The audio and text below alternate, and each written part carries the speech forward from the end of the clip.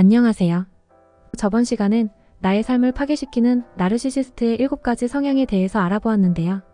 이번 시간엔 이런 나르시시스트들을 효과적으로 대처 및 대응하는 법에 대해서 알아보겠습니다. 나르시시스트는 똑똑하고 사람을 조종하는 성향을 가지고 있으며 자신이 원하는 것을 얻기 위해 온갖 수단을 동원하는 것으로 알려져 있습니다.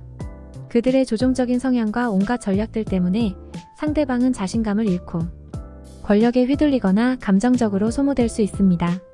심할 경우 그들의 권력에 저항할 방법이 없다는 듯한 느낌마저 들 수 있습니다.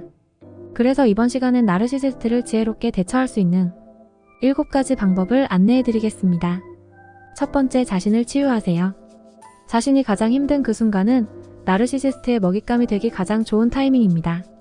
나르시시스트는 여러분이 가장 취약할 때 자신들의 이익을 챙기고 여러분의 불안감을 악용하기 때문입니다.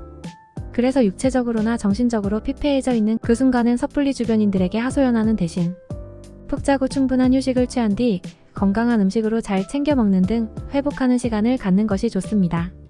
충분한 휴식 후에 다시 본인의 삶의 주인이 되어 삶을 주체적으로 살도록 하세요. 이 힘든 순간을 사람을 이용하는 나르시시스트에게 기대게 된다면 원했던 결과보다 더 최악의 순간까지 경험할 수 있습니다. 두 번째, 반응해주지 않는 연습을 합니다.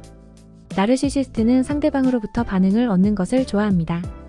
본인을 향한 추앙이나 찬양의 긍정적인 반응은 물론 타인을 향한 부정적인 반응 역시 즐기며 이용합니다. 혹 그들과 적대적인 관계가 되었다면 그들은 상대방에게 고의적으로 상처를 주거나 안 좋은 상황에 처하게 만듭니다. 그리고 상대방이 감정적으로 반응하도록 유도하고 혹 유도한 상황에 넘어가게 될 경우 그걸 지켜보며 만족감을 느낍니다. 이런 경우 그들에게 먹잇감을 던져주지 마세요. 나의 감정적인 반응이 그들에게 행복감과 충만감을 준다는 사실을 알게 된다면 즉각적으로 반응하는 대신 한 템포 쉬고 그들에게 냉소적으로 대응할 수 있고 원하는 반응을 듣지 못한 그들은 곧 실망하게 될 것입니다. 세 번째, 연락을 차단하세요. 나르시시스트와 관계를 끝낸 후에도 그들과 연락을 끊는 것은 어려울 수 있습니다. 하지만 그들과 연락을 유지하면 그들의 독한 행동이 다시 여러분의 삶에 스며들 수 있는 기회를 제공하게 됩니다. 카카오톡 차단이나 비공개 등 내가 할 수 있는 방법을 동원하여 다시는 그들과 연을 이어가지 않는 것이 중요합니다. 감정의 흡혈귀인 나르시시스트들은 사람들을 언제 어떻게 건드려야 되는지 본능적으로 감지하는 사람들입니다. 그런 그들에게 당신 혹은 당신 주변인의 정보나 개인적인 의견을 주지 않는 것만으로도 그들과 연결고리를 약하게 만들 수 있습니다. 네 번째, 회색 바위 방법을 사용하세요. 그들과의 모든 연락을 끊기가 불가능한 경우 회색 바위 방법을 시도해 볼 수 있습니다. 이 방법은 조금 물러서서 그들이 보내는 모든 의사소통에 반응하지 않는 것입니다. 꼭 확인을 해야 하는 상황이 있다면 내가 직접 읽는 대신에 다른 사람에게 이메일 편지 또는 문자 메시지를 읽어달라고 부탁하세요. 이 단순한 방법만으로도 조금 거리를 두고 상황을 분석하고 대처할 수 있습니다. 어떤 상황에 대해 그들이 질문을 던진다면 글쎄, 난 잘 모르겠는데? 등의 애매모호한 방법을 취하는 것도 좋은 대화법입니다. 다섯 번째, 침착하게 대응하세요. 나르시시스트들은 상대방을 조종하고 감정적 고통을 주기 위한 방법을 찾으려고 합니다. 그들은 여러분이 화를 내거나 여러분이 하지 않은 일에 대해 했다고 우기면서 상대방에게 화를 냅니다. 이런 상황에서 같이 흥분하기보다 차분하게 대응하는 것이 중요합니다. 정리해놓은 문서나 자료가 있다면 그것을 바탕으로 차분하고 무감정한 반응으로 대응하면 좋습니다. 혹시 나르시시스트가 직장 동료거나 같이 일을 하는 사이라면 시간, 날짜, 발생한 일 등 모든 것을 문서화하는 것을 추천합니다. 훗날 어떤 일이 생겼을 때 이런 문서화 작업은 모든 것을 상대방 탓으로 돌리는 나르시시스트와의 대응에 큰 도움이 될 것입니다. 여섯 번째, 관여하지 않는 방법을 찾으세요. 그들에게 관심을 주나요?